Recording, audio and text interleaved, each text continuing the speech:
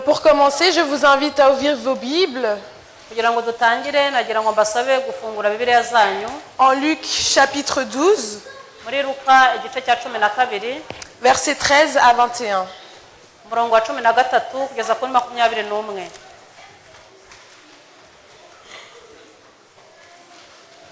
Luc chapitre 12, versets 13 à 21. C'est écrit: Quelqu'un dit à Jésus du milieu de la foule: Maître, dis à mon frère de partager avec moi notre héritage. Jésus lui répondit: Ô homme, qui m'a établi pour être votre juge ou pour faire vos partages? Puis il leur dit: Gardez-vous avec soin de toute soif de posséder, car la vie d'un homme ne dépend pas de ses biens, même s'il est dans l'abondance. Il leur dit cette parabole. Les terres d'un homme riche avaient beaucoup rapporté. Il raisonnait en lui-même, disant: Que vais-je faire? En effet, je n'ai pas de place pour entrer ma récolte. Voici ce que je vais faire, se dit-il. J'abattrai mes greniers, j'en construirai de plus grands, j'y amasserai toute ma récolte et tous mes biens. Et je dirai à mon âme: Mon âme, tu as beaucoup de biens en réserve pour de nombreuses années. Repose-toi, mange, bois et réjouis-toi. Mais Dieu lui dit: Homme dépourvu de bon sens, cette nuit même ton âme te sera redemandée.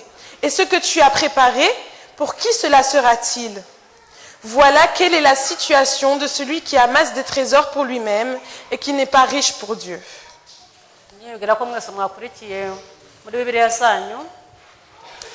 Donc, dans ce monde, ici, nous sommes entourés de messages subliminaux.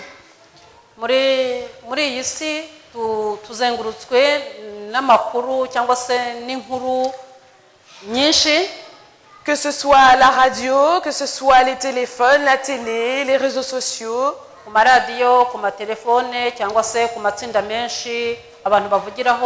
Toutes ces choses nous poussent à avoir cette soif de richesse, d'avoir beaucoup plus.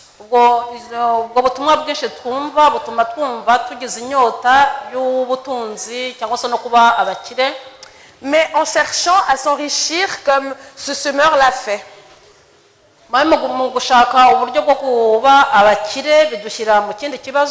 Que gagnons-nous aux yeux de Dieu? Lorsque ton âme te sera redemandée, que penserais-tu qu'on retiendrait de toi? Serait-ce tes 15 maisons, tes 18 voitures?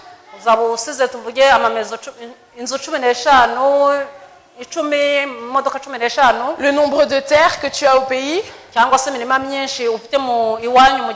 Le nombre de vaches que tu possèdes?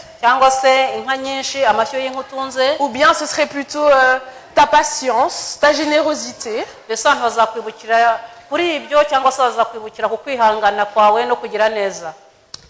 S'enrichir, c'est une chose. Mais comment le fais-tu? Mets-tu Dieu au centre de ta vie en lui faisant part de tes objectifs? Mets-tu Dieu au centre de ta vie?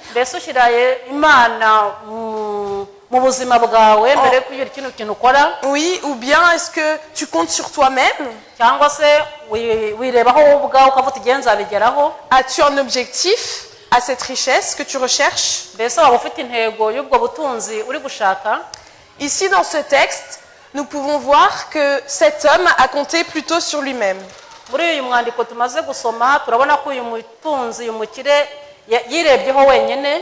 verset 19, on peut lire: Mon âme, tu as beaucoup de biens en réserve pour de nombreuses années. Repose-toi, mange, bois et réjouis-toi.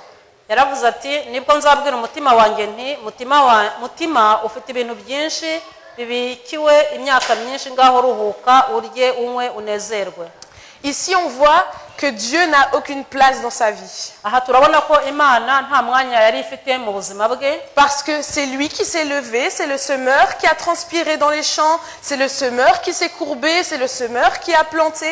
asa niwe wahagurutse niwe wajya arahinga niwe wateye niwe wasaruye uko yibwira. Pourquoi remercier Dieu quand il reçoit ses récoltes finalement? ni iki cyari gutuma ahimbaza Imana igihe yaramaze gusarura ibyo bintu bye byose? Mais lorsqu'on a ce genre de mentalité, ariko iyo dufite izo ntekerezo muri twe, surtout pour nous en tant que chrétiens, cyane cyane nkatwe b'abakirisitu, on peut oublier que en fait on a fait tout ça mais grâce à Dieu. dushobora kwibagirwa ko ibyo byose twabigezeho ariko tubihawe n'Imana. Reconnais-tu Dieu dans ce que tu possèdes? mbese waba wemera Imana wizera Imana mu bintu byose utunze? Remercies-tu Dieu lorsque tu gagnes ton salaire? mbese waba ushimira Imana iyo umaze kubona umushahara wawe? Remercies-tu Dieu lorsque tu te rends compte que c'est lui qui t'a permis de te lever? mbese ujya ushima Imana iyo utekereje ko ariyo yatumye ushobora kubyuka? Relisons le verset 17 et 18, s'il vous plaît. some umurongo wa 17 na 18. Il raisonnait en lui-même disant, « Que vais-je faire? En effet, je n'ai pas de place pour entrer ma récolte. Voici ce que je vais faire, se dit-il. J'abattrai mes greniers, j'en construirai de plus grands, j'y amasserai toute ma récolte et tous mes biens. » yaravuze ati, nuko aribaza mu mutima we ati, ndagira nte ko ntafite aho munika imyaka yanjye? Aribwira ati, ndabigenza ntya? Ndasenya urugarama rwanjye nubake urundi runini abarimo munika imyaka yanjye yose n'ibintu byanjye. Nibwo nzabwira umutima wanjye nti ibyo twasomye nyuma. Ici, on voit aussi qu'il ne sait pas quoi faire de cette récolte. ahangaha naho turabona ko atarazi icyo agomba gukora kubw'ubwo butunzi bwe kubw'iyo myaka yaramaze gusarura. Et la solution qui se trouve, igisubizo yiboneye ubwe, il se dit, je vais abattre des greniers, j'en construirai de plus grands. aravuga ati ngiye gusenya ibigega byanjye nubake ibindi binini Pour pouvoir tout garder finalement. kugira ngo nshobore kubika ibintu byanjye byose. Qu'as-tu de plus chez toi? wowe waba ufite iki kirenze kuri wowe iwawe? Qu'en fais-tu? mbese ubimaze iki? Quelles sont les récoltes que tu amasses qui font déborder ta garde-robe, qui font déborder ta maison, qui font déborder ton garage? ni ibihe bintu waba ufite byaba birenze bigasaguka garde-robe yawe, bigasaguka igaraje ryawe? Et qu'en fais-tu finalement? ibyo bintu ubikoze iki? L'homme ici, on voit qu'il voulait tout garder pour lui. uyu mugabo tubona ko yashaka kugira ngo ibintu byose abitunge abigumane wenyine. Et je me suis posé la question, je me suis dit, mais finalement, son grenier est déjà rempli. naribajije nibaza ikibazo nti amaherezo ikigega bye byaruzuye. Il a récolté. yarabyubatse arabyuzuza hanyuma arasarura. Et la seule solution qui se trouve, c'est d'agrandir son grenier. ikintu yari afite nk'igisubizo kwari ukongera ngo yagure ibigega bye. Pourquoi ne pas partager? kubera iki? kubera ko ntawe yashaka guha ibintu bye. Partager le plus qu'il a. kugabana n'abandi byinshi yari afite byari birenze. Ça ne veut pas forcément dire que dès que tu as un plus dans ta vie, tu dois le partager parce que c'est beaucoup, tu ne sais pas quoi en faire. ntabwo bivuga ko igihe cyose ufite ibikuhagije ibyo ufite utagomba kubigabanya n'abandi kubera ko udafite aho ubishyira. Mais tu peux partager ce qui remplit déjà ton grenier. ushobora no kugabana n'abandi ibyo ufite biri mu kigega cyawe atari uko ari ibisagutse. Au lieu d'investir plus de temps, plus d'argent, aho kugira ngo utange igihe kinini n'amafaranga menshi pour pouvoir agrandir justement cette garde-robe qui explose sous vos vêtements, kugira ngo ushobore kugira garde-robe yawe igire nini cyane kubera ko imyenda yasagutse, ou agrandir votre garage pour poser vos 3 voitures. cyangwa se kugira ngo wagure igaraje ryawe kugira ngo ushobore gushyiramo imodoka zawe 3.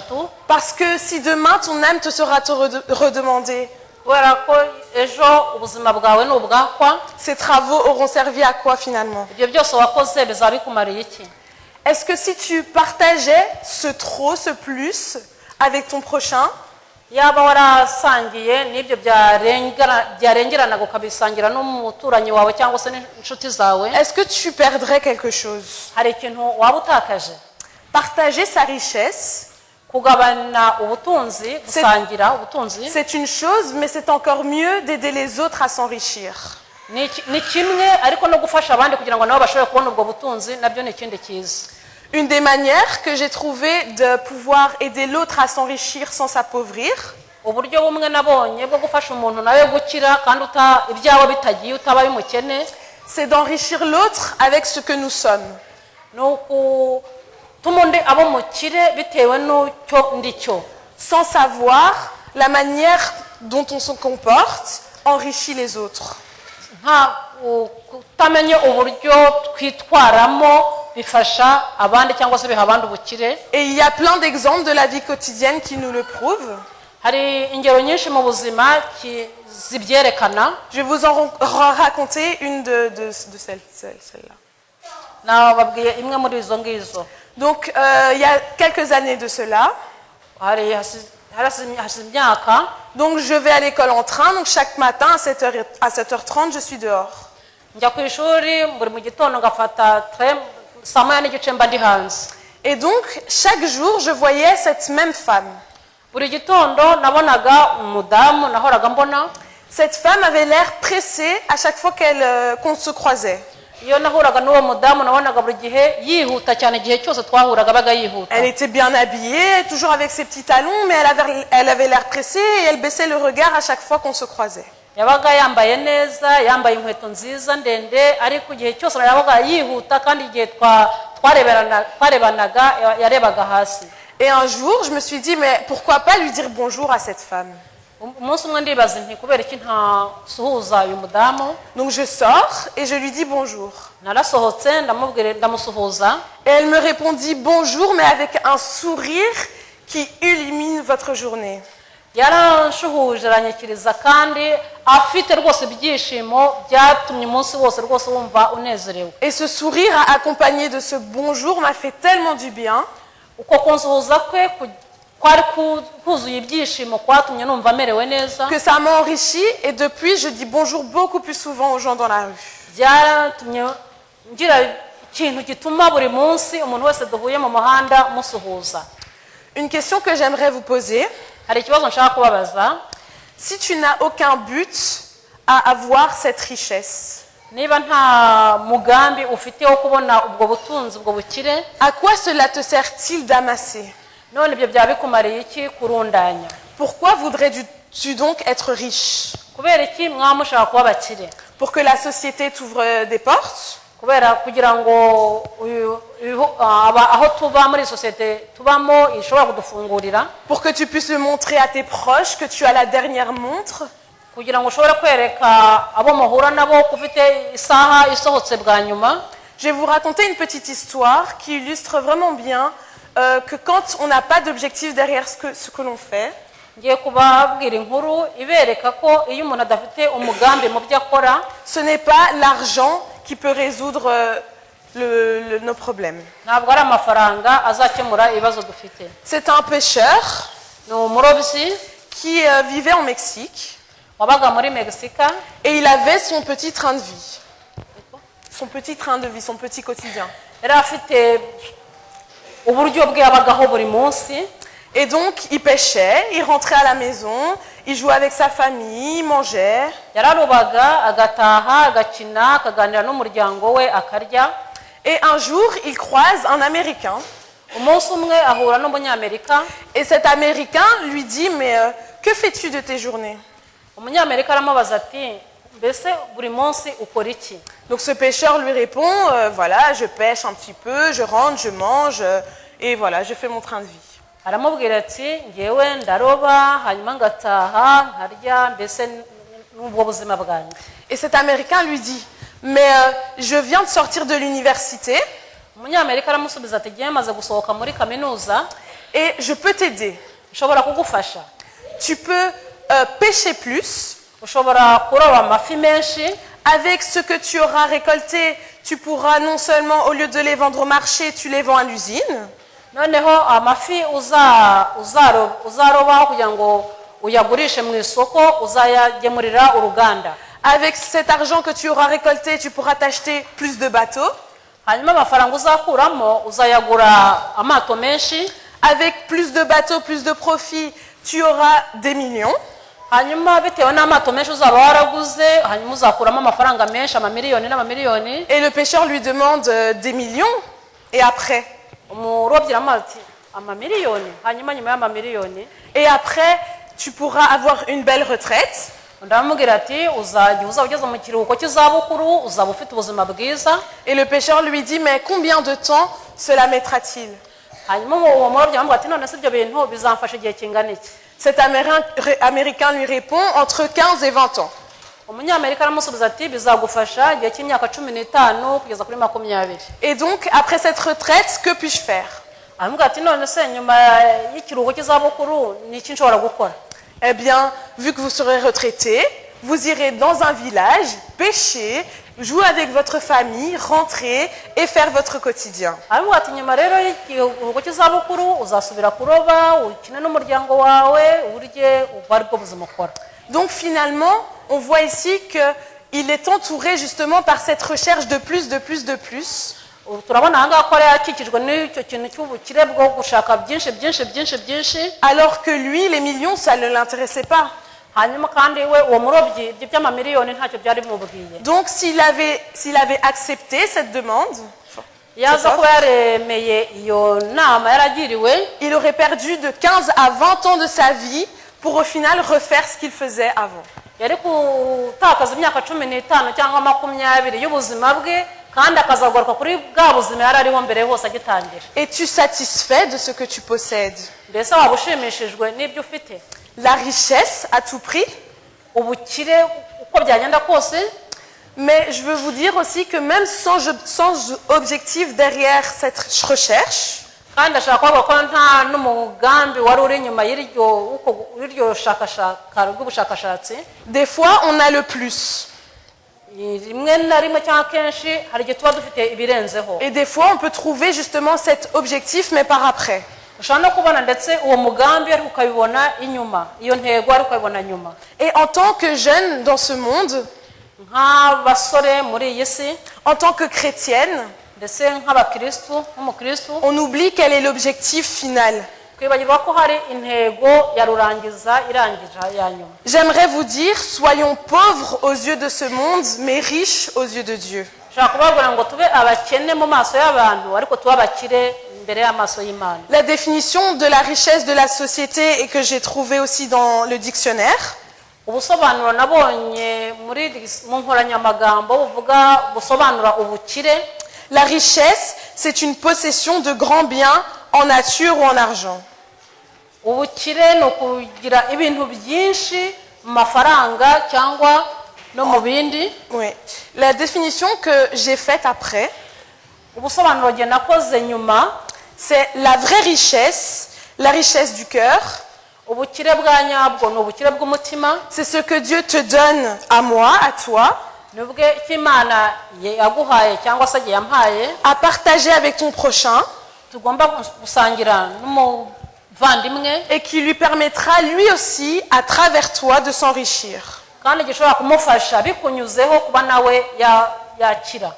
Donc ce n'est pas ce qu'on a de matériel qui nous définit, ntago ari ibyo tubona by'ubu buzima bisanzwe bifatika bitugize bidusobanura. ce n'est pas ça qui quantifie ta richesse, ntago ari ibyo bishobora kugaragaza ubukire dufite, mais c'est ce que Dieu voit de toi.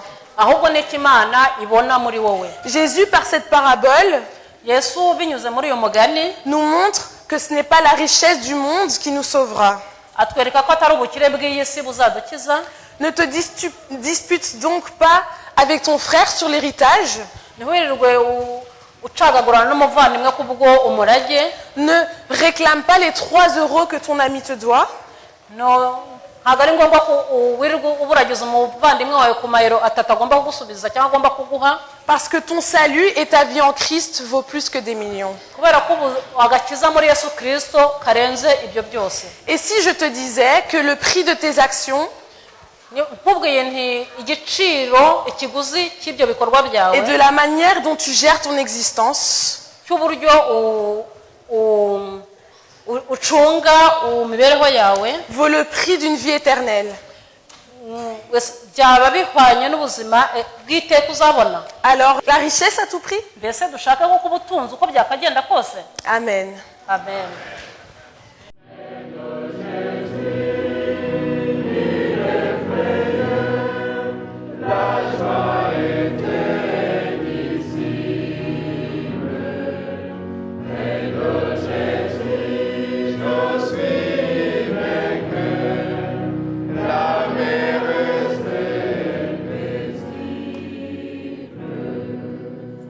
Père éternel, merci parce que tu nous donnes ce qu'on a. Merci parce que tu permets qu'on puisse se lever chaque matin. Merci Seigneur parce que à travers moi, je me suis enrichie, mais j'espère avoir enrichi aussi ceux qui m'ont écouté ce matin. Permettre que cette richesse du cœur puisse aussi transparaître à travers ceux qu'on croise sur notre route. Permets Seigneur que nous puissions prendre exemple sur toi. Merci Seigneur pour cette lumière, au nom de Jésus. Amen.